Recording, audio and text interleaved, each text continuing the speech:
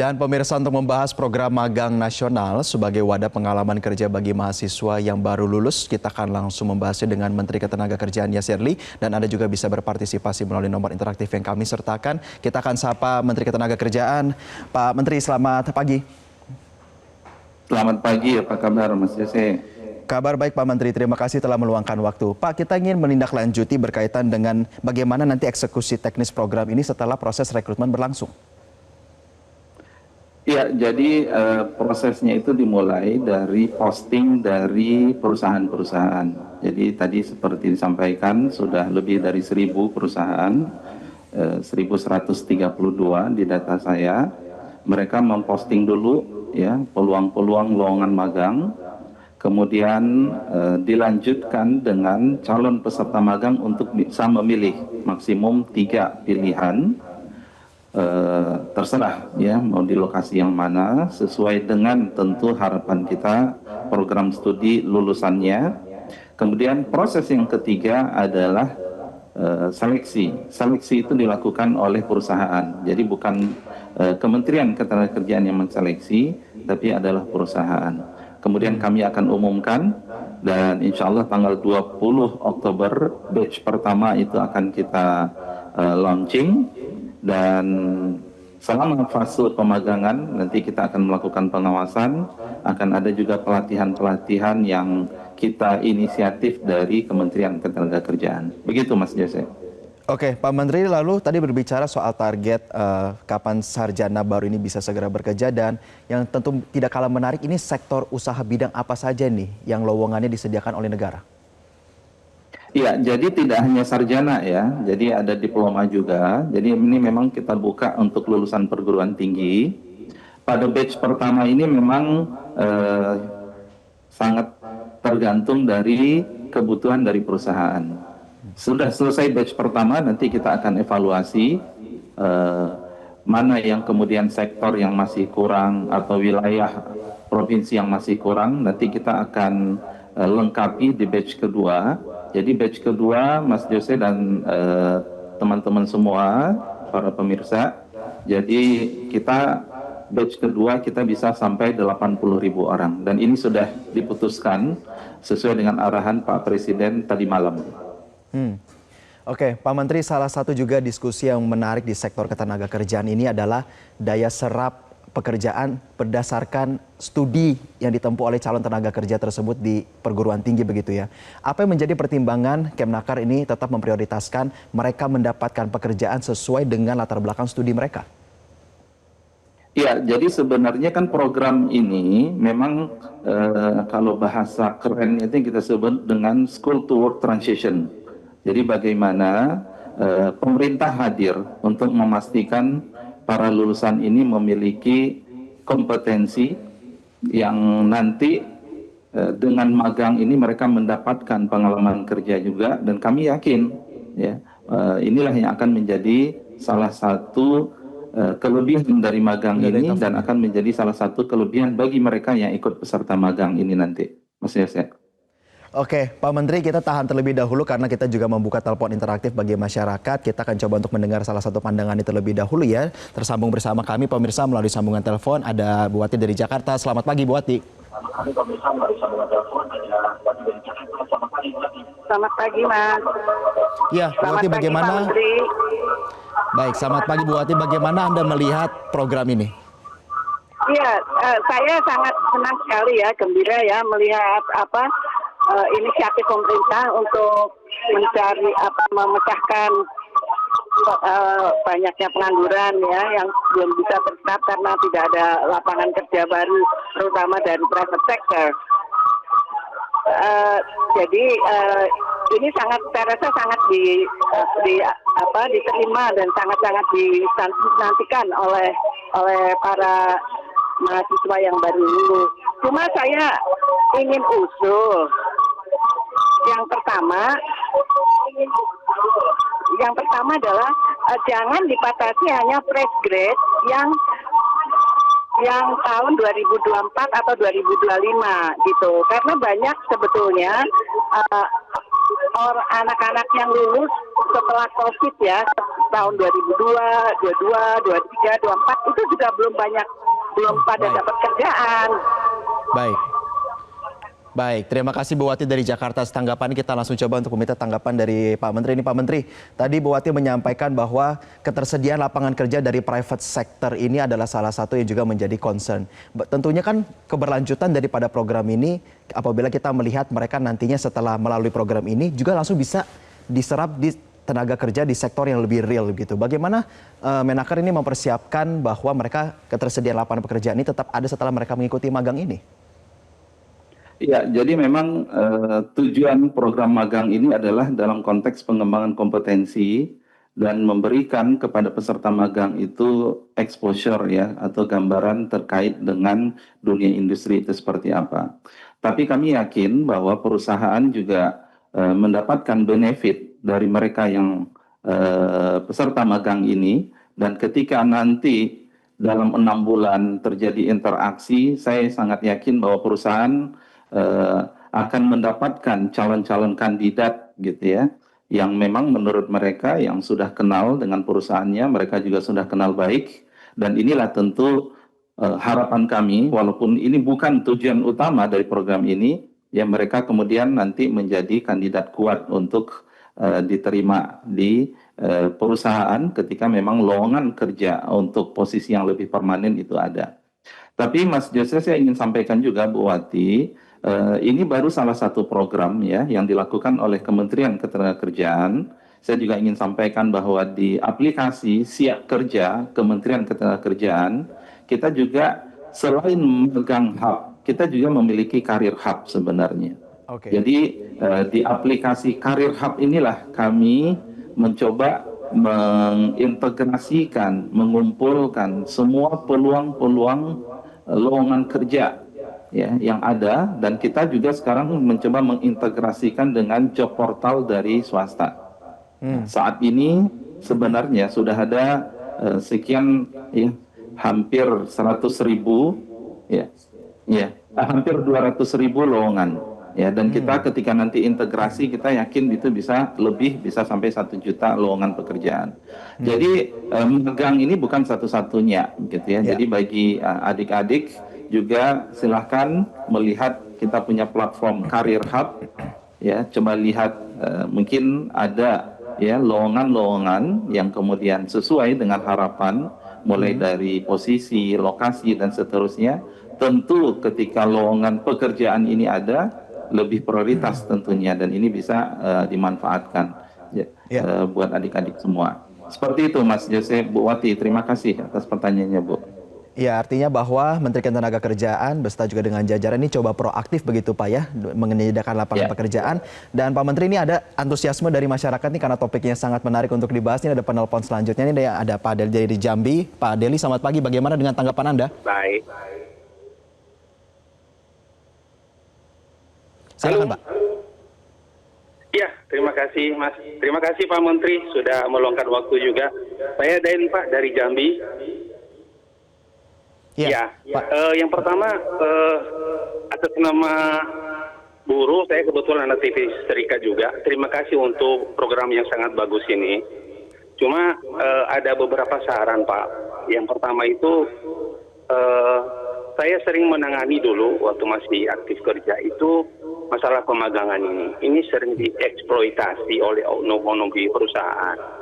Nah, ini perlu satu sistem pengawasan supaya benar-benar yang magang ini memang kita harapkan kan ini sebenarnya punya pengalaman, punya nilai tambah nanti kalau setelah magang ini. Syukur-syukur bisa lanjut terpilih di perusahaan di mana dia magang. Nah ini tapi kalau tanpa itu kita khawatir itu malah dieksploitasi. Ini perlu satu pemantauan yang cukup ketat. Yang kedua, jobnya pun di dalam itu kalau bisa itu ada satu ada satu prosedur yang jelas, job desk-nya apa, itu benar-benar dilakukan berdasarkan analisa pekerjaan dan analisa beban kerja juga, supaya mereka benar-benar beroleh pengalaman baru. Oke, Dan mungkin baik kalau Pak. bisa, kita sudah mendapatkan poin dan informasi. Kita akan coba untuk langsung konfirmasi ke Pak Menteri. Pak Menteri, soal kekhawatiran eksploitasi. Coba kita mungkin boleh dielaborasi lebih lanjut nih, benefit apa saja sih yang sebenarnya diterima nanti dan bagaimana untuk mengantisipasi eksploitasi ini, Pak Menteri? Ya, jadi ini terima kasih Pak Deli. Ini memang menjadi concern kami. Jadi kita memiliki aplikasi untuk monef pengawasan nanti, monef pemagangan Pak Deli. Jadi setiap peserta magang nanti akan mengisi aktivitas harian dan itu diisi secara online. Dan yang kedua, setiap perusahaan kita minta untuk menunjuk satu orang mentor untuk mengelola sampai 20 orang. Dan mentor ini kita wajibkan untuk mengisi progres bulanan terkait tentang capaian soft skill dan capaian kompetensi. Kita juga akan membuka kanal-kanal informasi dan tentu nanti pengawasan ini harus kita lakukan bersama-sama. Ya, bisa nanti aduan dari peserta magang dan kita juga berharap nanti akan melibatkan pemerintah daerah dalam pengawasan magang ini karena program ini adalah inisiatif langsung dari Pak Presiden, angka 100.000 se-Indonesia dan ini insya Allah akan tiap tahun. Ini tentu bukan angka yang sedikit. Dan semangatnya adalah mari kita sukseskan ini ya, ketika ada nanti kasus-kasus kemudian kita langsung turun dan bisa jadi ya ketika kita lihat ini adalah isunya terkait dengan perusahaan, ya perusahaan itu akan kita blacklist nanti. Gitu Pak Deli dan Mas Yasir. Oke, Pak Menteri, kita nanti akan berdiskusi lagi usai jeda berkaitan dengan apa yang menjadi tanggapan warga dan bagaimana ini juga menjadi program yang menguntungkan sebenarnya buat sektor swasta. Pemirsa, usai jeda, pastikan Anda juga berpartisipasi melalui telepon interaktif di 0215839900. Tetaplah bersama kami. Anda kembali lagi bersama kami di Selamat Pagi Indonesia. Pemirsa, kami akan kembali berbincang dengan Menteri Ketenagakerjaan Profesor Yasir Ly. Pak Menteri, kita ingin kembali tadi merujuk ke salah satu pertanyaan yang disampaikan oleh penelpon ya, mengingat bahwa jangan dibatasi tentang fresh grade tentang dari lulusan tahun 2024 aja, tetapi seharusnya juga bisa diikuti oleh angkatan 2021, 2020, 2023. Kayaknya ini antusiasme daripada calon pekerja ini cukup tinggi nih, bagaimana menanggapinya tuh? Iya, tentu setiap program kita perlu fokus Mas Josel. Jadi ini dalam kerangka school to work transition kalau bahasanya. Jadi memang kita fokus kepada fresh graduate. Jadi bagi adik-adik, teman-teman yang mungkin sudah lewat ya 1 tahun, tadi saya sampaikan. Yang pertama adalah kita juga saat ini terus mengumpulkan semua informasi terkait tentang lowongan kerja. Jadi silahkan kunjungi Career Hub Siap Kerja di Kementerian Ketenagakerjaan, platformnya itu satu. Yang kedua, saat ini kita juga di setiap balai latihan kerja kita atau balai pelatihan vokasi dan peningkatan produktivitas, kita punya berbagai skema pelatihan vokasi. Ya, ini bisa dimanfaatkan sehingga adik-adik ya atau kemudian teman-teman bisa memilih pelatihan apa terkait dengan kompetensi spesifik apa, dan ini bisa sertifikatnya nanti digunakan sebagai nilai tambah untuk melamar perusahaan di dalam dan luar negeri. Dan insya Allah juga sesudah establish program magang ini, kita juga akan terus melanjutkan dengan program magang ke luar negeri. Dan disinilah nanti peluang buat adik-adik yang mungkin tidak memenuhi kriteria untuk magang dalam negeri fresh graduate dalam 1 tahun terakhir. Gitu Mas Yasir. Oke, Pak Menteri, kita akan coba untuk mendengar salah satu penelpon yang kita sudah tersambung lagi. Ini ada Pak Haryono dari Jakarta. Pak Haryono, selamat pagi. Bagaimana dengan tanggapan Anda berkaitan dengan program ini?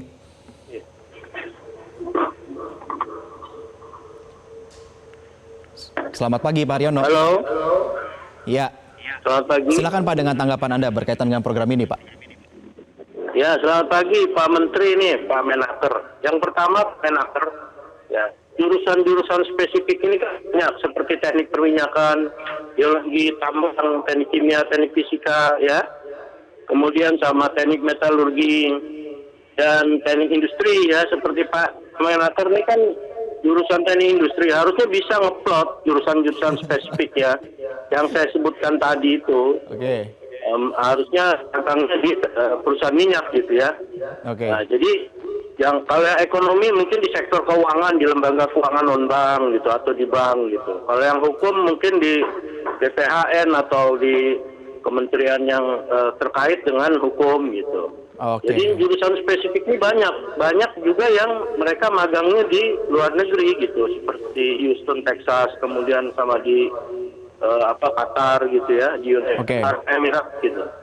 Baik, kita sudah mendapatkan poinnya Pak Haryono dari Jakarta. Terima kasih Pak Menteri. Ternyata juga ada aspirasi pertama berkaitan dengan sejumlah program studi spesifik nih yang berkaitan juga nih dengan suasananya dan juga pengalaman Pak Menteri nih. Dan tentu membuka kemungkinan juga untuk langsung di lembaga ataupun kementerian begitu. Bagaimana kita meresponnya nih?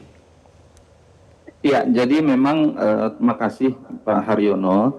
Kuncinya itu nanti adalah sejauh mana partisipasi aktif dari perusahaan. Ya, jadi sekali lagi memang untuk batch 1 kita mengandalkan posting dari lowongan dari perusahaan dan kita terus ya mensosialisasikan program ini karena kami melihat program ini tentu memiliki nilai daya tarik ya bagi perusahaan. Nah, untuk sementara 20.000 batch pertama ini kita dalam waktu dekat minggu depan kita akan close. Dari situ nanti kita akan evaluasi nanti apakah kurang spesifik atau kemudian belum beragam dari pemerataan wilayahnya seperti apa. Jadi saat ini kita sudah memberikan feel kepada perusahaan posisi yang dibuka untuk magang apa saja, deskripsi nanti saat magang ini diterima apa yang mereka akan kerjakan dan kemudian lulusan dari sarjana atau diploma apa yang mereka cari. Jadi itu semua kami verifikasi, kita punya verifikator ya, para fungsional pengantar kerja yang memverifikasi semua lowongan magang tersebut. Dan kalau kita lihat tidak pas juga kemudian kita akan tolak Pak Haryono. Itu yang pertama. Jadi memang kunci sukses ini adalah kita sangat berharap dukungan dari semua perusahaan-perusahaan yang kita buka. Nanti batch kedua kita akan kembangkan lagi termasuk juga kemungkinan partisipasi dari kementerian dan lembaga untuk menjadi tempat magang. Dan terakhir juga buat adik-adik, tentu kita juga berharap adik-adik bisa memilih sesuai dengan program studinya, karena konteksnya ini adalah pengembangan kompetensi yang sesuai dengan program studinya, bisa dipilih, dan perusahaan-perusahaan sudah memposting juga kriteria program studi yang diharapkan. Kemudian gunakan kesempatan ini karena diberikan uang saku selama 6 bulan sebesar upah minimum. Ya, jadi ada upah minimum kota dan kabupaten sebagian besar wilayah di Indonesia. Ya, yang ini kemudian ya, ditanggung oleh pemerintah selama 6 bulan. Jadi kewajiban perusahaan adalah menerima dan kemudian memberikan fasilitas, kemudian mentor untuk peserta magang selama 6 bulan, biaya uang saku untuk peserta itu ditanggung oleh pemerintah. Demikian Mas Jose. Baik, tentu kita juga berharap bahwa program ini bisa menjawab masalah di sektor ketenagakerjaan dan juga memiliki multiplier efek ekonomi yang baik ya. Terima kasih Menteri Ketenagakerjaan Republik Indonesia, Prof. Yasirli telah bergabung bersama kami pada pagi hari ini. Terima kasih, Prof. Jelajahi cara baru mendapatkan informasi. Download Metro TV Extend sekarang.